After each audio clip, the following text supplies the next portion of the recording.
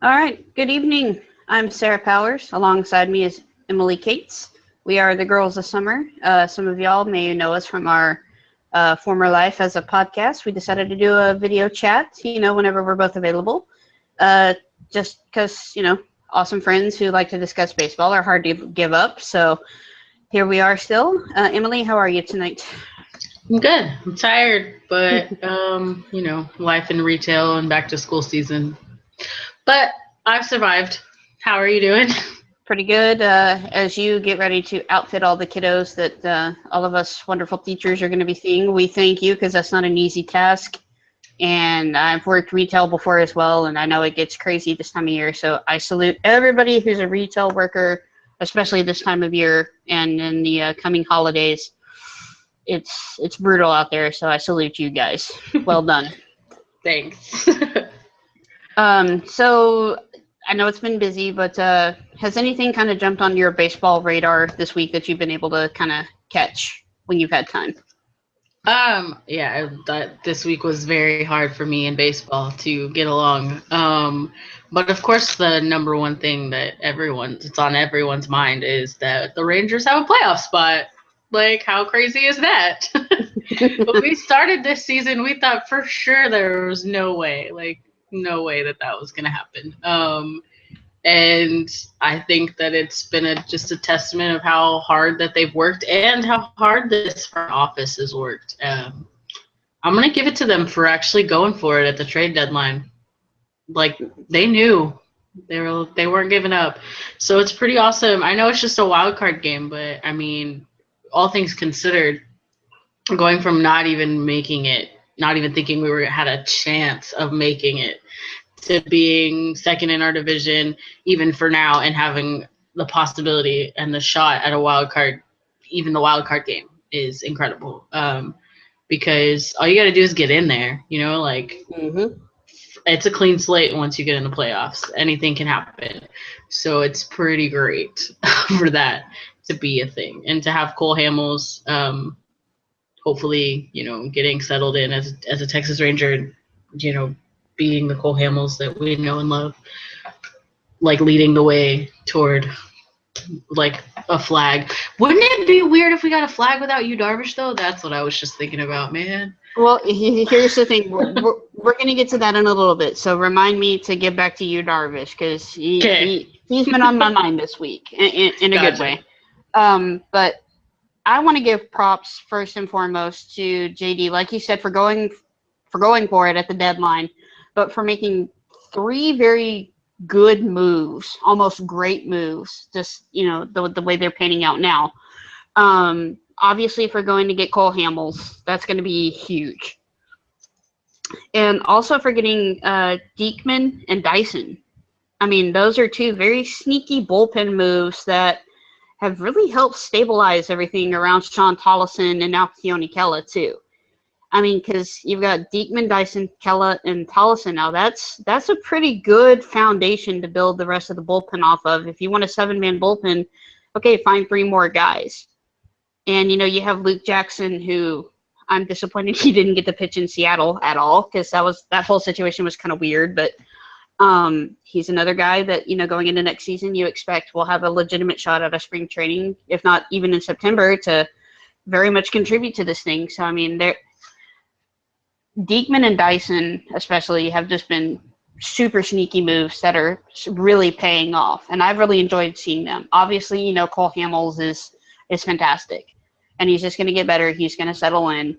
But I really applaud JD for going out and getting those 2 other guys, though, for the bullpen. It shows he's paying attention. It shows he knows what he's talking about. So any fans who think that he's, this dumb guy, he's listening. He's watching. He's paying attention. He's not just going to go make a move for the sake of making a move. He's trying to think. He's trying to figure out what's the best possible scenario, all these things. And so I got to give him credit for doing that. And to take it back even, to before the season, I got to give him credit for going to get Delino DeShields. I know we tried to talk a little bit about him last week, but just what he's been able to do, I mean, that's a leadoff hitter now. I mean, for as worried as we all were about Shin-Soo Choo staying healthy and producing and everything, we have a leadoff hitter for the time being. And, that's Rule 5, guys. are such a gamble that this kind of rewrites the book on how you approach taking a shot on these guys who come up in the Rule 5 draft.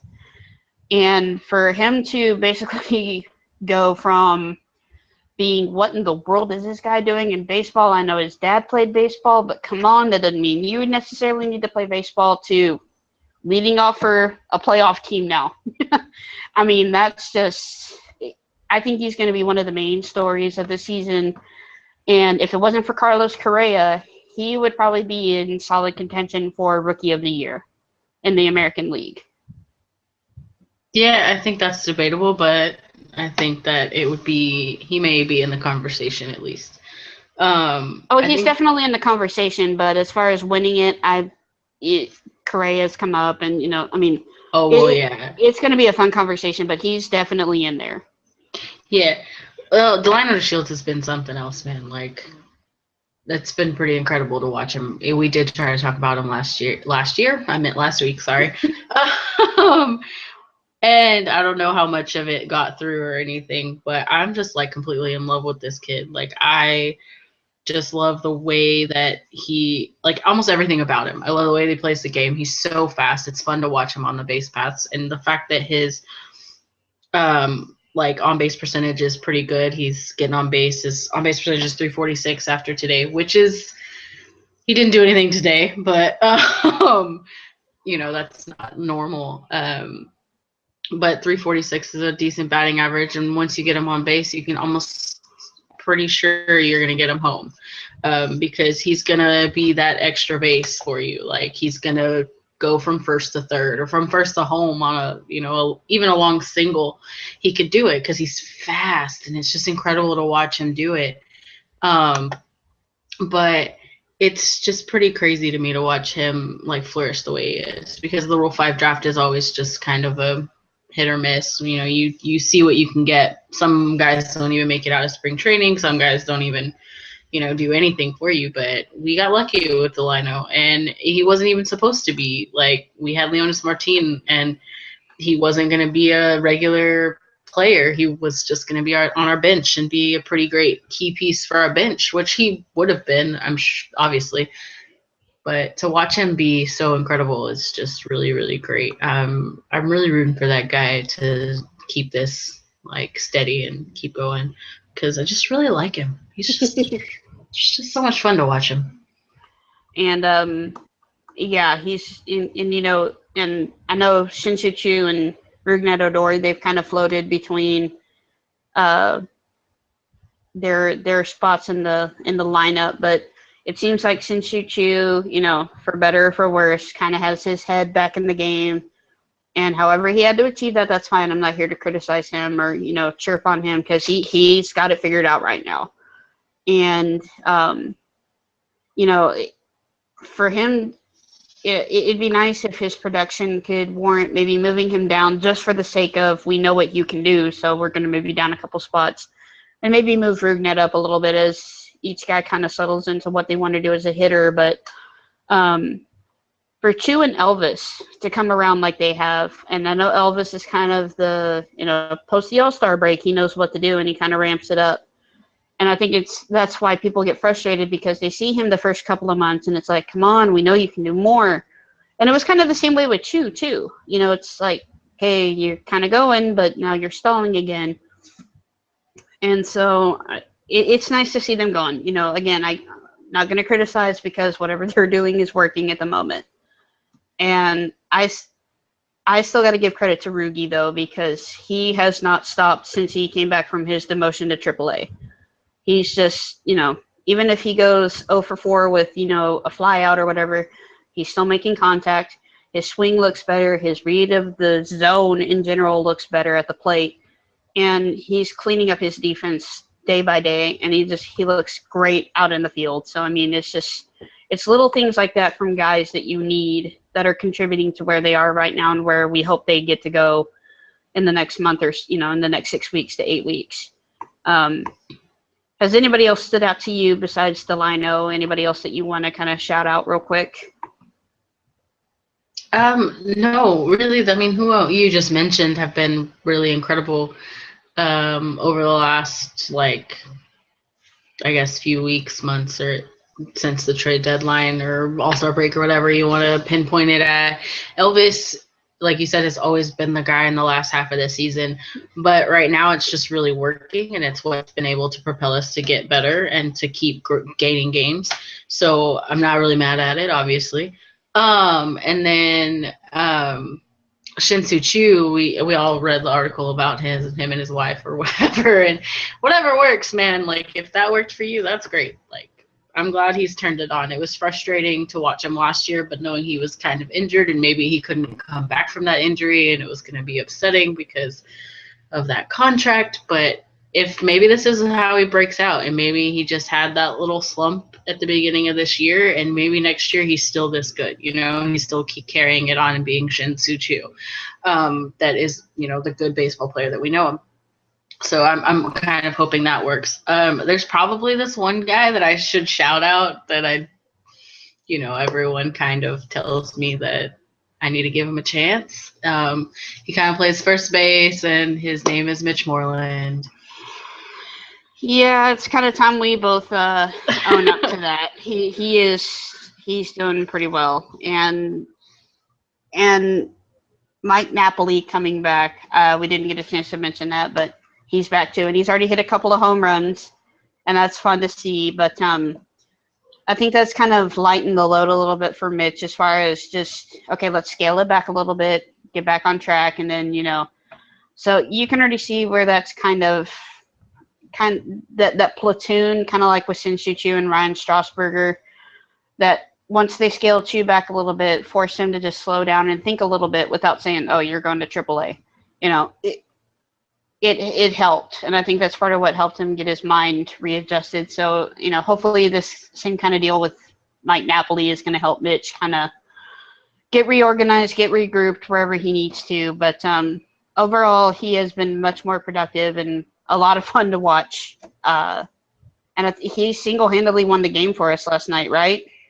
I mean, didn't he drive in the go-ahead, if I remember? Oh, I don't know. They were already winning when I turned it on. I think he did. The only thing I saw was Ian Kinsler's home run. Yeah, we'll get to him in a second, too, because he's kind of been the hot topic for several reasons. But yeah, so a lot of things they're clicking, and, hopefully it stays that way. But if not, at least this season has been a lot more fun than last season was. I think we can all agree on that, right? Oh, yeah. I was thinking about that yesterday, actually, about how, last season wasn't that fun because it was just sad. And baseball's supposed to be fun, but so you're always trying to root for your team even when they're down. Like, you're always trying really hard to be like, yes, okay, it's fine. Well, we don't have to win every game. Let's just enjoy the game. But then at the end of the day, it really is still sad when they're losing like every other game. You're just like, it's not pumping you up as much as you want it to. And then I was thinking about how this season started out that way, but yet we've watched this team grow over the season. It's almost literally like they started off so bad and they've just gotten so much better over the whole season. And it's like a gradual build, like we're watching a child grow up or something. I don't really know why, but that's how it's been, and it's been pretty great. So it's just been a lot of fun to watch. That's why, regardless of the outcome of the end of this season, I still think I'm going to be okay with this season because of the entertainment value of it was really great. Mm-hmm. Like we pulled for that team that was down and watched them get better, and it was kind of awesome. And so whether it's the wild card or whether it's not the wild card but close to the wild card, or whether we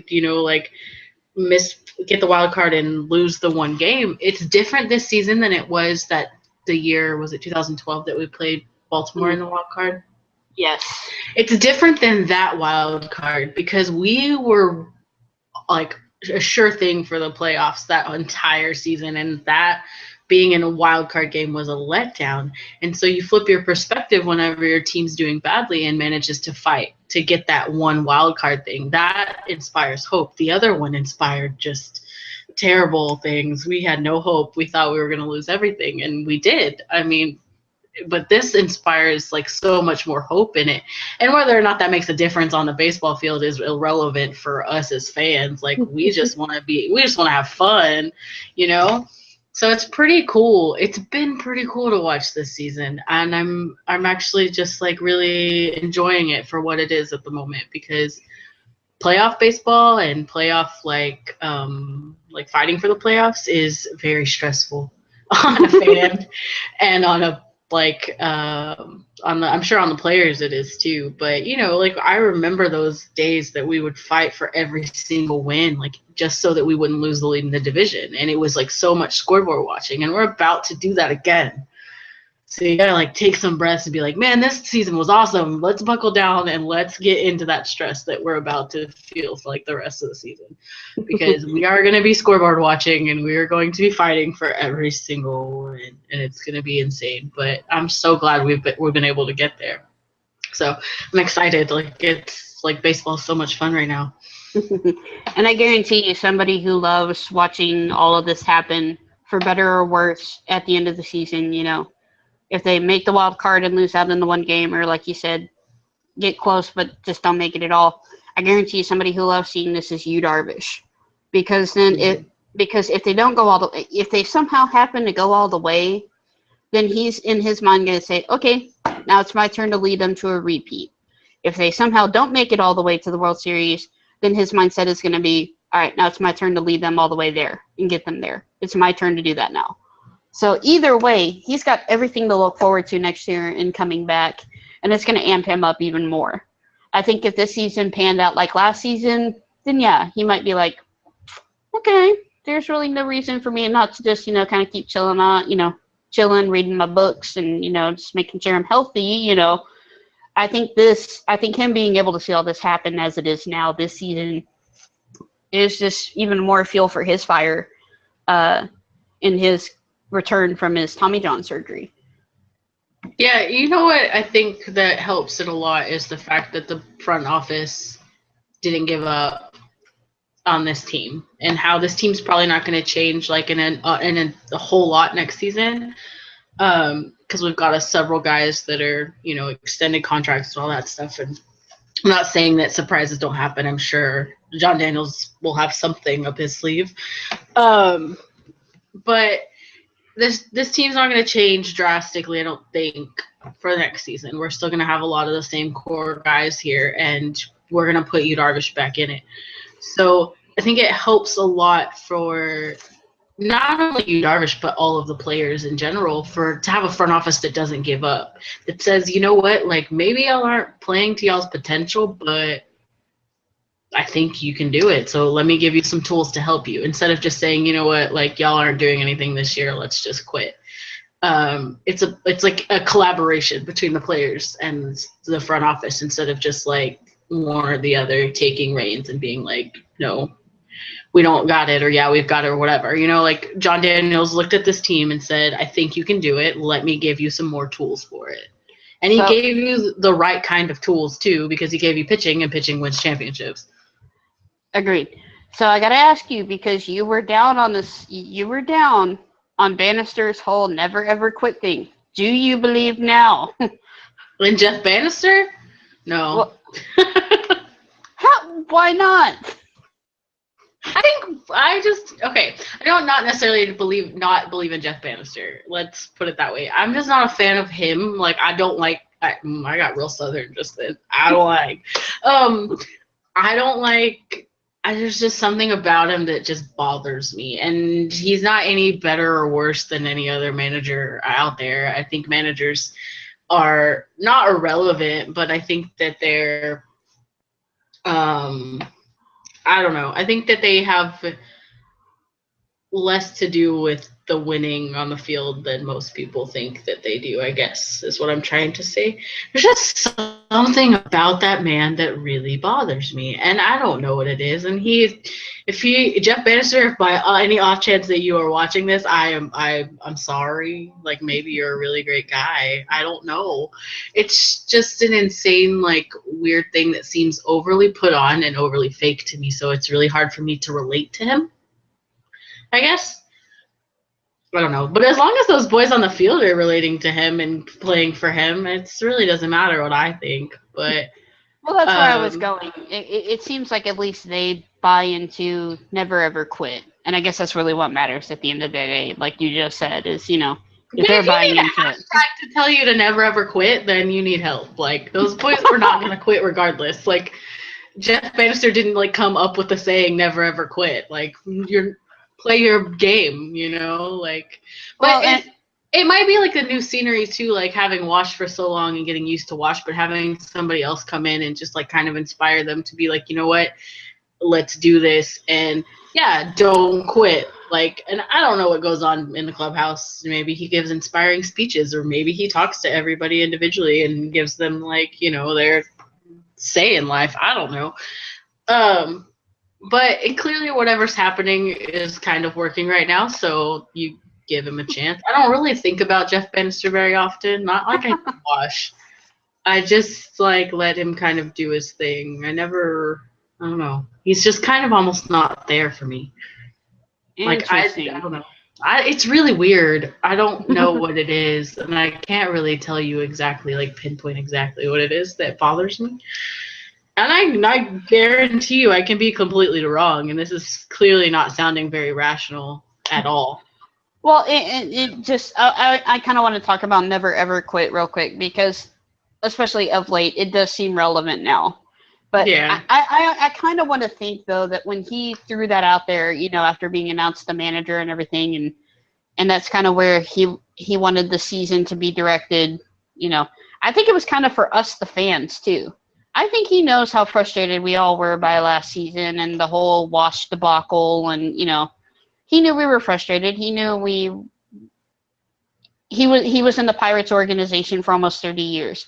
He knows what it's like to go multiple decades feeling frustrated about the playoffs and roster turnover and a whole host of other stuff. He knows what that feels like. So I think this was his chance to say, "Hey, look, you've got a front office, who knows what they're doing. You've got a minor league system that's in the top 5 consistently, top 10 at least. Don't give up. Don't think that this team is done and there's no reason for you to watch." I think it was kind of his subtle way of kind of putting a shot across the fans' bow and saying, "Stick with us. This isn't just for my guys. This is for all of us who claim that we're Rangers fans too. Don't give up. Stick with us, because it's going to be worth it. It may not be tomorrow. It may not be today, but it is going to be worth it, so don't give up." Yeah, I guess that's fair. I mean, I know that at the beginning of the season when he decided this was going to be their hashtag go-to phrase or whatever, that he didn't know what the season was going to be like. There's no way he could have known that this season was going to go exactly the way it has gone. But it's kind of fitting that it like goes along with exactly what it is. It's like, you know what? We started out the season terrible, but none of us quit. Not even the front office quit. So it's pretty great. I just really love the fact that JD just didn't give up on them. Mm-hmm. Like the front office didn't give up. I don't know the why, and I know it sounds like Little League and Bush League and like oh, he didn't quit, so it really inspired them. And everyone's like, oh, but they're grown men. That doesn't bother them. But I guarantee that probably like put some pump in somebody's step. Like I swear it had to, because you even at like normal jobs, when your boss tells you like, hey, you're doing a really great job, like let's do this and see if it gets better, you still are like, thanks man, I did a great job, and then you're kind of like happy about it. Like my district manager came to my store last week and was like, you're so easy that it makes me nervous, like, are you sure you don't need anything, something? And I'm always like, oh, it's fine, whatever. And he's like, okay, well, I'm here if you need me. Like those kind of things always make you just feel like you're doing the right thing, and that can really help your improvement, like in any sort of job. So baseball's a job for these guys. So hearing that their boss tells them, hey, you know what, y'all can do this, let me give you some extra help, here you go, like it's gotta be pretty great. I mean, I've never played baseball professionally, so maybe I don't know, but I think that it's really good. I just can't get over the fact that they really didn't give up. Like, I think about these things when I'm driving all the time. I'm always like thinking about ways to like baseball and whatever. So I was just thinking about that the other day, though, about how John Daniels truly just like said, no, I'm not giving up on you guys. Let's do this. Like, he could have easily been a seller and like sold the whole team at the trade deadline if he needed to be, because we could have just gone out next year and done what we could, but he didn't. He wanted to go for it, and I'm like really, really proud of that. Like, I think that the Texas Rangers organization deserves like 2 really enthusiastic thumbs up for that. It's pretty great. And it kind of made me sad to hear that, especially Jeff Bannister was he was sad that Adam Rosales went away.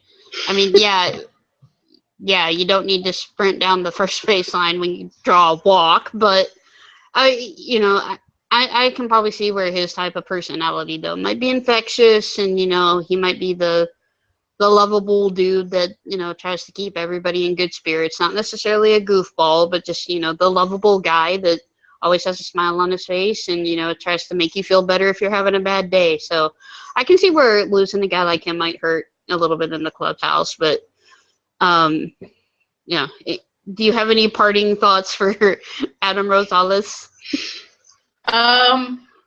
Well, I don't want to be mean to the guy because he does seem like he's probably like a really good guy. Just like you said, the one that's trying to make everyone feel better and the one that's trying to get everyone like pumped up, and that can just get really overbearing sometimes. So even just watching him sprint to everything that he does is really overbearing. So no, I'm sure the Rangers are going to miss that guy. I'm sure baseball is probably a better, like more fun with him as a part of it, He just seems like one of those guys like everyone just kind of likes, because he's probably like giving you cookies or like inviting you over for dinner like tomorrow and having a cookout on the weekends or something, Like he's just one of those nice guys that's just genuinely really nice. Too bad he just wasn't that good at baseball anymore. But yeah, I can see how in the clubhouse it probably really affect somebody or anybody in there. So I'm I'm sorry, I got a text message that was really random at that exact moment. So I'm gonna be nice though, and I'm gonna just be like, thanks for your time, Adam Rosales. I did write a really great article about you last year, and it was nice, and it commended you for being good. So it's not all bad. I don't really hate him. It's just it gets irritating. It's fine. He's fine. No, and you're right. He just seemed like a really nice guy. So it was kind of, I don't want to say random, but it was just kind of odd to hear that Bannister was affected, and that there were some hints that the clubhouse may be affected a little bit too. But for those of you concerned about leadership, we still have Adrian Beltre, who will kick a ball foul if he needs to, as we saw last night. That was so great. Like, Adrian Beltre gives me so much life. Like, he is so... I just love watching him play. Because it's amazing to think about how long he's been in the game and still doing stuff like that. Like, he's just like, just have fun. He's just playing around. That was so funny. It made me laugh so hard too, and I just couldn't believe it. Because when you think about Adrian Beltre, and you always think about the tough guy that's like death staring you down and don't touch his head and all that stuff, and then you see him having fun on the field, and you're just like, man, this guy really gets it. Like, he gets what everything is about. He gets life, he gets baseball, like, he gets it. This is a guy that's like enjoying his life and just being a general badass. Like, I love him. I love Adrian Beltre so much. I don't know if anybody saw his Rangers Most Likely. Did you watch his Rangers Most Likely with him? I did, and it was awesome. It's so funny because she asked the Ranger Most Likely to beat Delino DeShields at a foot race. Obviously, no one is going to beat him, but like the Ranger to get closest to it or whatever. And Adrian was like, me. And Emily was like, yeah, I think you misheard me. I said, like, most likely to beat him.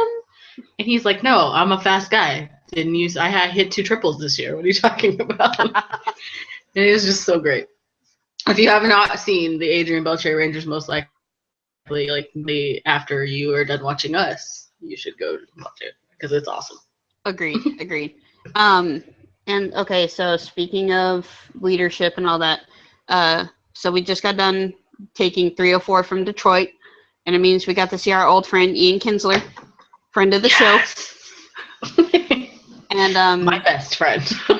He scared the bejesus out of us all by hitting that 3-run shot in the ninth off Tollison, but luckily Tully buckled down, got that last out, 1-5-3, all is good. But so a couple things involving Kins last night. I know you saw the home run and everything, but before, a Tigers radio guy, like he's on the radio in Detroit, like sports radio, and so he was up in the booth and he starts complaining about a visiting person up in the press box who was trying to play policeman of the media press box, and it turns out it was Jerry Fraley from the Dallas Morning News. So like this guy's gonna rip him a new one tomorrow on the air, and it's gonna be hilarious. So I can't wait to hear that. But so he was shocked he dug around on Jerry Fraley a little bit because I guess they'd never crossed paths or whatever. And he found the story of when Fraley tried to get Kins to talk about like his horrible 2012 season whenever he and Tess were working at the homeless shelter and like doing Thanksgiving dinner and early Christmas presents for the kids. Did you see that story? Yeah. Yeah, so he found that, and that's like what he's going to harp on tomorrow is, Good. And so it was funny to see other people kind of discover that, yeah, Kins kind of has this reputation, but he's the dude that you want on your team, and if he's not on your team, you don't like him much anymore. And that was very evident last night. As soon as he hit that home run, all the Rangers fans were like, screw that guy, da da da da, and it's like. Except for me. Well, yeah, because you basically called his shot like you did with Pence and Belt. I mean, come on. I'm really bad about that. I'm gonna stop. I have to stop liking like people from other teams. We know you're not going to, so don't make an empty promise here. Just own it. Own it. Oh no, for sure. Definitely never am I ever gonna stop liking Hunter Pence and Ian Kinsler. I'm sorry. Not sorry about that. Not at all. Hunter went to my high school, and I have an odd attachment to that kid. And Ian Kinsler's Ian. Y'all know Ian. I can't help it. And you and I were talking about this before, but if anybody's concerned about, having the scrappy guy on your team who's ready to go whenever, we have Rougned Odor. And it doesn't mean you're not allowed to like Kinsler anymore, but we've got Rugi too. So, I mean, he's going to fill that gap just nicely. I mean, you saw him basically ready to go to war with Hank Conger a couple series back against the Astros. I mean... Oh yeah, Rugi's full of emotion. I've seen it, not really the fighting side of it, but you definitely see like when he's really excited and stuff. So that probably transfers over. And we've heard things about him being like a little scrappy, especially in the minor leagues when he was down there. But I'm ready for it because Rugi always has shades of Ian Kinsler to me. He always has like. Very much looked like Ian Kinsler to me, like in general. So I'm excited to see him grow into being like mini Ian Kinsler. It'll be great. And our friend Michael Tepid from Lone Star Ball, he put it best because somebody was like, okay, so what's the difference between Rugi and Kins? I'd rather have Rugi. And he's like, well, he goes, I would take either, and here's why. One fought like hell to prove that he was a 17th rounder but could still do this every day in the major leagues. And he did. I mean, good Lord. I mean, we saw him in Texas. We know that he did it. And he goes, and one knows he's a certified badass who just wants to show it off every day. He goes, neither guy is right, neither guy is wrong. It's how they want to show themselves off, and that's fine. He goes, they're motivated by different things.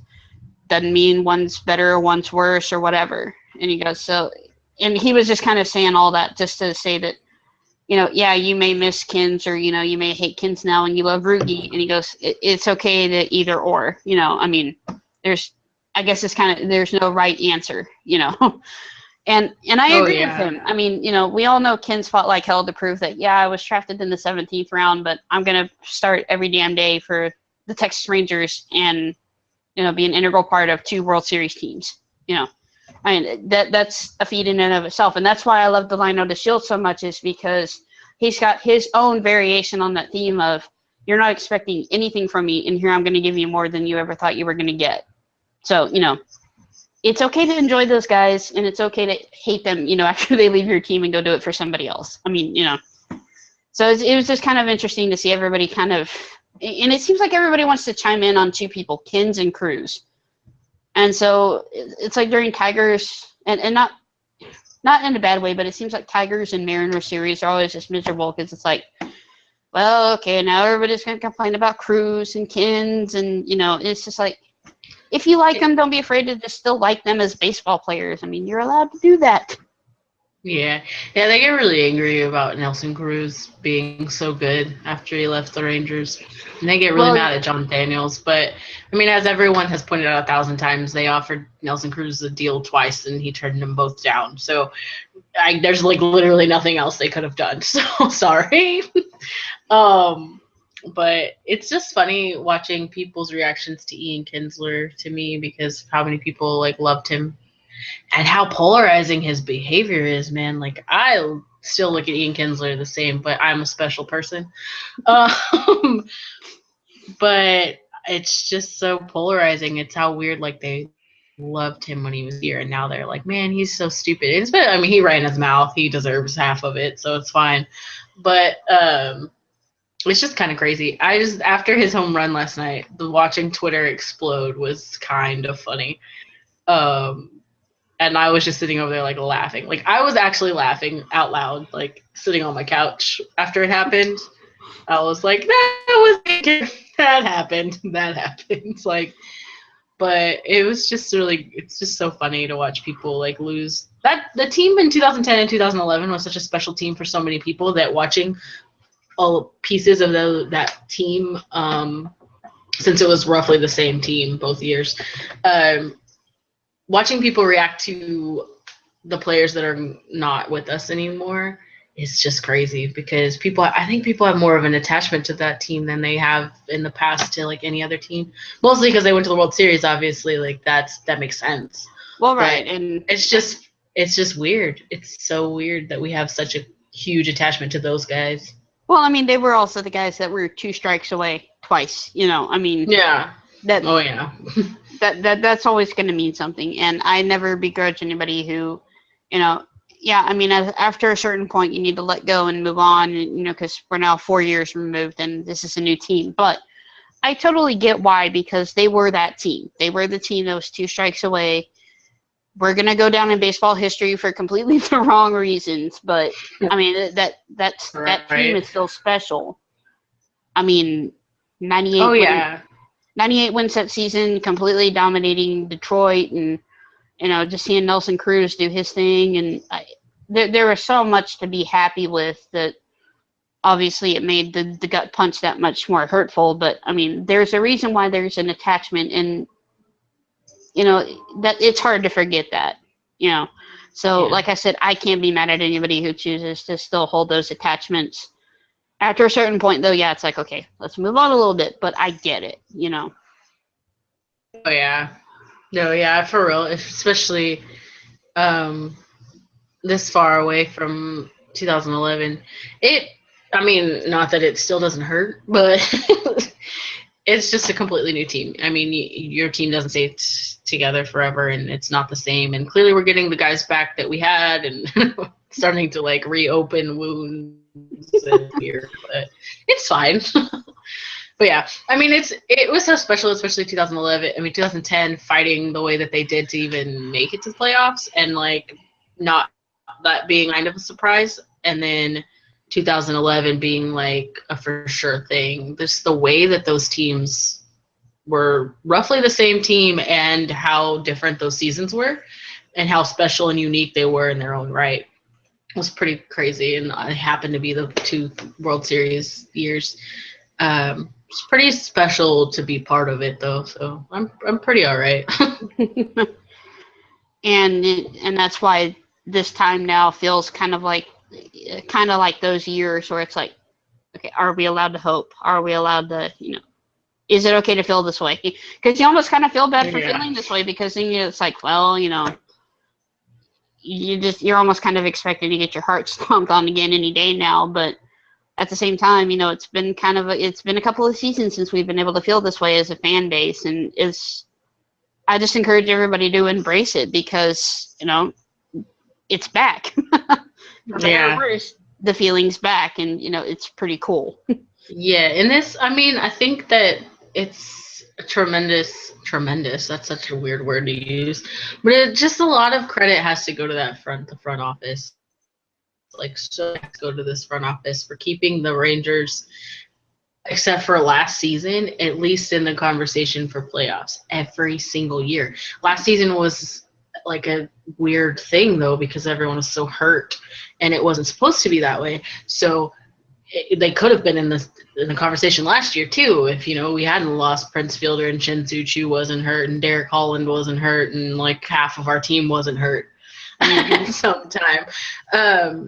But it says a whole lot about the Rangers organization to keep it going, to keep all of their trades to the fact that they can still have a farm system, to still continue to make trades that are impactful trades, and to still build that farm system, and to still, we haven't had to have a rebuild year yet.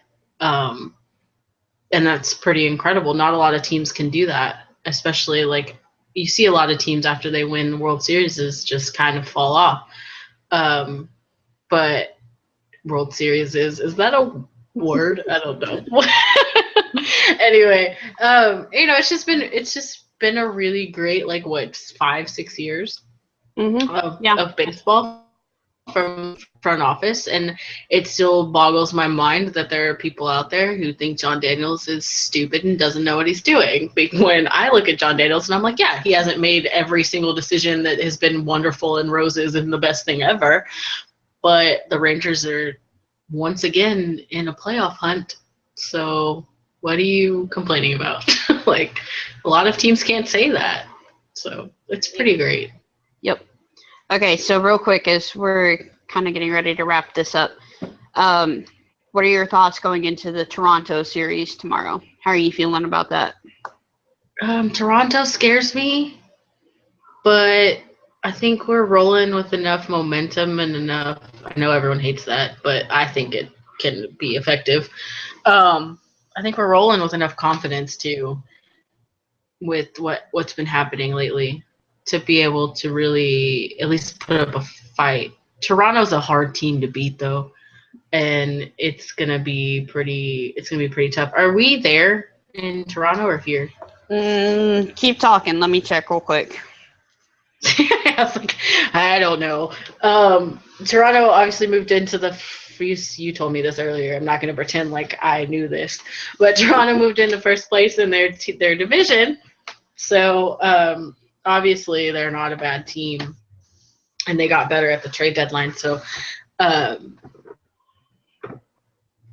be able to, take at least put up a fight for them will be pretty confidence boosting in its own right. However, if it's in Toronto, that's a different story because turf. All right, so we're going to be at home for the next six game homestand. Three with Toronto, 3 with Baltimore. And tomorrow's an off. At least we're home. Right, and tomorrow's an off day, so everybody gets a chance to rest, get pumped up, whatever. Take a chance to do your laundry, wash up your lucky shirts, your lucky jerseys, whatever. Let's all get ready. Let's roll into this. It's going to be a huge series. I can't wait. It's going to be awesome. Toronto's going to be fun to watch, and I'm going to say it's going to be not going to be easy, but watch them blow them out of the water or something, just because I'm like, oh, it's going to be so hard to beat Toronto, and they're going to prove me wrong or something, because that's what the Rangers do. But at least it's at home, because I really, really don't like them playing on turf. And I like having Adrian Beltre as my third baseman. So I would like to keep it that way. And Rogers Center, that's what it's called. It's not for Adrian Beltre. So I don't want to break him either, but I want him on third base. So let's never play in Toronto ever again. Okay, thanks.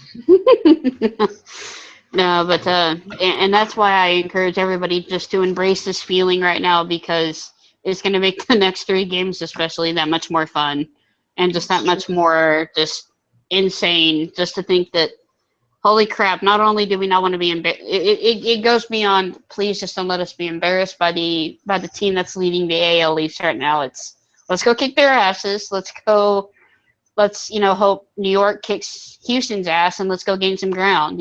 Let's not just focus on the wild card. Let's go get the division. That's what this can impact. And it's not just, like I said, it's not just, well, let's not be embarrassed. It's, let's go get this, Yeah.